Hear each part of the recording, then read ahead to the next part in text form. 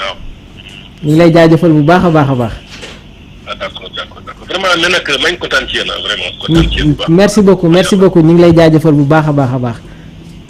d'accord waaw bëgguma jàll ci ligne bi quoi parce que ñàkk aussi am na ñuy bëgg a dugg. exactement que merci beaucoup Univers merci ñu ngi lay jaajëfal bu baax. moom tamit mu nekk un fidèle internaute de Sport Life 221 donc jël na référence ci match bi nga xamante ne suñu gaynde yi football nañ ko ak équipe bi nga xamante ne moom mooy Angleterre il y a eu de la possession il y a eu du bon jeu il y a eu des buts mais moom évoqué na ko nan la Pape Thiaw di gérer avec les retours de Sadio Mané ak Assane Diao l'équation en attaque qui se pose. waaw qui se pose déjà xam nga ñun ñi doon wax si déjà yan joueurs ñoo war a ñëw. waaw moom déjà ñu war na dellusiwaat si. le retour de Sadio Mané mais aussi tamit de Assane Diao aussi. mu nekk ñaan ñoo xamante ni ay titulaires lañu aussi tamit si sélection bi. bu ñu ñëwee naka la ñuy ñëwee est-ce que physiquement dinañ pare Sadio bi passé ñëwul woon mi ngi woon si ay yeneen activités di ko def. est-ce que boobu am na benn schéma de plan de travail boo xamante ni dina ko permettre Sadio. nekkaat en tout cas si 100% pour mën a jouer départ également pour les 2 prochains matchs du Sénégal. Assane Diao également même chose qui revient d'une blessure boo xamante ni c'était 2 mois. entre temps ba mu wéree ban plan de travail am nii. est-ce que physiquement apte na pour ñëw jouer les 2 prochains matchs est-ce que sax Pape Thiaw dina ko dugal ci groupe bi déjà. waaw tam c'est des interrogations. mais est-ce que jàppoon ne que Sadio Mané tey jii mun nañ ko utiliser ci benn rôle bi nga xamante ne mi ngi ko doon football ci équipe bi di Liverpool ak Bayern Munich parce que Jürgen Klopp jotoon na ko utiliser comme avant-centre au Bayern de Munich avant l'arrivée de Harry Kane gis nañu Sadio Mané bu doon football comme avant-centre et loolu dafay causer problème à la défense adverse parce que Sadio est un joueur qui a la capacité de venir chercher la balle faire des orientations et loolu day créer ay espace surtout ñu am ay flancs yi nga xamante ne ay excentrés yi nga xamante ne am nañu une explosivité Iliman Ndiaye Ismaïla Sarr Assane Diao qui fera sûrement son retour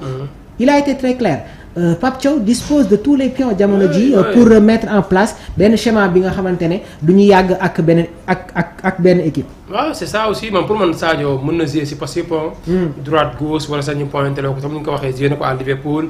joué na ko tamit également avec l'équipe donc allemand Bayern Munich. à un moment donné également balaa kii di ñëw Harry Kane seen recrue bi.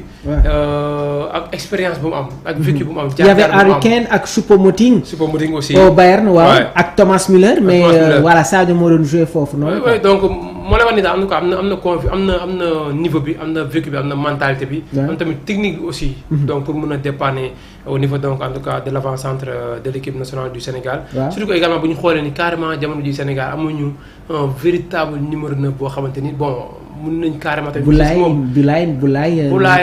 Boulaye pour mu nekk ci benn constance aussi tamit parfois c'est difficile. waaw parce que xam nga comme ni ma ko évoqué woon na Boulaye Dia jamono ji équipe bii di Lazio moom c'est rare nga gis ko sax mu football comme avant-centre. parce que attaquant bi nga xamante ne moom moo nekkoon Rayo Vallecano muy Castellanos. foofu la partie 6 di jouer bi mu ñëwee Lazio ba tey Boulaye Dia day nekk benn genre électron libre. donc moom mooy tourner dernier attaquant bi mais tamit Boulaye numéro 9 boo xamante ne la il est décisif tamit. il est aussi technique sax il est technique aussi moom mën na tamit. mën na ballon au pied waaw mën na ballon au pied quoi c'est comme Nicolas Jackson aussi. mais en termes de but foofu laa gën a waxee quoi maanaam des buts marqués. amuñu carrément des attaquants tueurs. ñu Sénégal loolu la ñu manqué quoi et pourquoi pas avec Sadio maanaam bu ñu ko essayé. comme benn genre style Famara Diédhiou. bi nga xamante ne bof il était pas trop technique mais c'était un tueur. c'est un buteur Habib Diallo peut-être transfert bi nga xamante ne.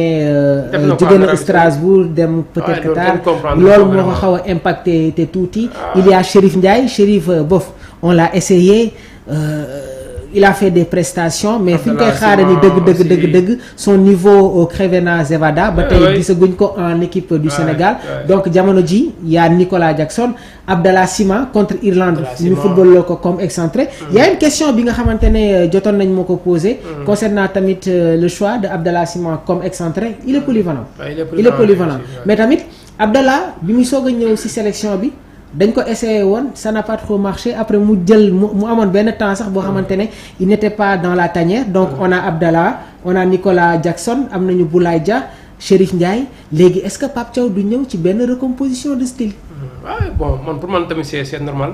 waaw man tamit mën a xoolaat tamit redistribuer également les cartes. parce que comme que boo léegi amuñu benn numéro 9 tueur bu fekkee mënuñu ko uti ci feneen nit bon lu fi ne aussi tam ñu jëm ci tournée aussi Nicolas il est bon il fait ses matchs également mais carrément jusqu'à présent il y a un seul but marqué pour moi c'est insuffisant également pour Nicolas, un attaquant comme Nicolas qui a pratiquement des combien de minutes à la sélection. benn but rek la marqué c'était même donc à domicile. à Diamniadio la woon man pour moi avec Sadio bu fekkee essayé na ko Sadio dox carrément ak surtout léegi flanc yi ni ñu commencé di ko am muy bëri. Ismaïla Sarr Assane Diao Iliman Ndiaye bi nga xam ne capable na aussi tamit de jouer à gauche. bu fekkee essayé na ko Sadio système bi dox pour man war na see mën a continuer. war na see mën a continuer waaw war na see mën a continuer. Très bien alors on a parlé de l'attaque de l'équipe nationale du Sénégal wax nañu tamit ci milieu de terrain bi mais tey jii poste arrière gauche bi parce que depuis cette coupe du monde dañ daan tàmmali gis ki nga xamante ne moom mooy Ismaïla Jakobs moom itamit mu nekk ba tey joueur buy football Monaco gannaaw bañ ko abalee fële nga xamante ne moom mooy Galatasaray donc ñu bëri sax gisoon nañ ne que c'est un titulaire indiscutable mais depuis les prestations de El Hadj Malick Diouf tey jii dafa mel ni tamit ci côté boobu les cartes sont redistribuées parce que contre Irlande Ismaïla moo débuté contre Angleterre El Hadj Malick Diouf dafa ñëw dans la deuxième mi-temps contre Irlande contre Angleterre Pape Thiaw indi ko mu def une très belle prestation ci wàllu boobu tamit on n'en parle pas trop mais y a une concurrence saine entre El Hadj Malick Diouf ak Ismaïla Jakobs. voilà nu ñu ko amee côté gauche noonu la ñu ko bëggee woon côté droite quoi. maanaam ñu am deux bons arrière gauche yoo xam te ni. côté droite bi soxal na la trop. oui non parce que moom mooy la maillon faible de l'équipe nationale du Sénégal quand même. même bu ñu lu ñu mën di wax foofu noonu mooy maillon faible bi. parce que carrément luñ bëgg amuñu ko fa. latéral droit yi mujjee latéral droit de Diouf nombre de centres yi apporté gisoo ko côté droite. contre Angleterre. il y avait pratiquement aucun centre. yoo xamante ne jóge na si côté droite donc foofu la ñuy xaaree quoi équipe boo xamante ne fépp ay dox axe bi arrière yi ak militaires yi ak tamit les attaquants aussi. te bu fekkee ne couloir gauche mi ngi dox mais couloir droit doxul nu mu war a doxee. aussi y a problème. te ñun foofu la ñuy séntu quoi foofu la ñuy xaar équipe nationale mais tamit rien encore une fois tamit nag garantie une place de titulaire ak kii El Hadj Malick Diouf. jusqu'à présent tamit Jakobs n'a pas encore dit son dernier mot. waaw moo tax foofu noonu rivalité bu am solo moo fay am. dafa métti en tout cas day permettre aussi tamit Pape Thiaw ñoom ñaari joueurs mi ku nekk gën a yokk sa niveau. bu fekkee bëgg nga tamit nekk les places sont chères en équipe nationale du Sénégal moo tax tey sur le débat du jour dinañu waxtaan ci kii au milieu de terrain parce que contre Irlande équipe bu milieu de terrain bi joué bokkul ak milieu de terrain football contre Angleterre am na benn joueur bi nga xamante ne mi ngi nekk Tottenham dafa am blessure moom moo tax voilà peut-être bokkul woon ci bile match muy Pape Matar Sarr mais même ci milieu de terrain bi tey jii avec Idrissa Gana Gueye Pape Alassane Gueye Lamine Camara Habib Diarra Pape Matar Sarr ba tey xamaguñu exactement les titulaires indiscutables au sein de ce milieu de terrain bu équipe nationale du Sénégal. waaw bon loolu mën na nekk tamit benn avantage quoi. donc bu fekkee tamit y a des risques aussi. mais parce que équipe booy xool souvent dañ naan ñii ñooy les titulaires déjà. ñoom dinañ ko xam dinañ préparer aussi si ay match mais tamit ñeneen ñi aussi tamit dinañ tamit gën a xeex pour bokk tamit si 11 de départ bi. exactement mais Sénégal souvent mu ngi ko gis 3 yi ñooy départ beneen match kenn si ñoom ñaar wàññeeku wala sa 2 yi ak génn yeneen 2 ñëw bon jusqu'à présent Pape mi ngi tourné est-ce que am na militaire am 3 yoo xamante ni ñii ñooy fixé carrément xamante ni ñu lay préparer pour jouer est-ce que match yi ñooy tax parfois muy apporter changement. parce que 3 yi ñoo joué bi passé mais tam bi di ñëw nekkul le même match. dafa tam Angleterre bi ngay joué bokk la benn Congo bi ngay joué ba tam benn Soudan bi ngay joué. am na tamit ay différence ñu bëri di wax ne que on ne change pas une équipe qui gagne.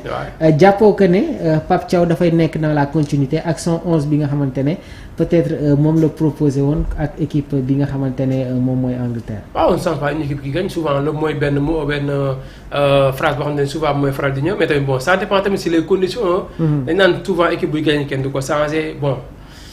foofu man moom je reste un peu pessimiste quoi man pour man parfois masam ni muy demee. man daal man lu ma gëm daal mooy jour yi gën a pare nañ g ak tamit selon également tamit l'adversaire en face. parce que boo mën a am benn Soudan booy jàkkaarloo ak tamit benn RD Congo booy jàkkaarloo bokkuñu profil de joueur bokkuñu façon ni ñuy jouer.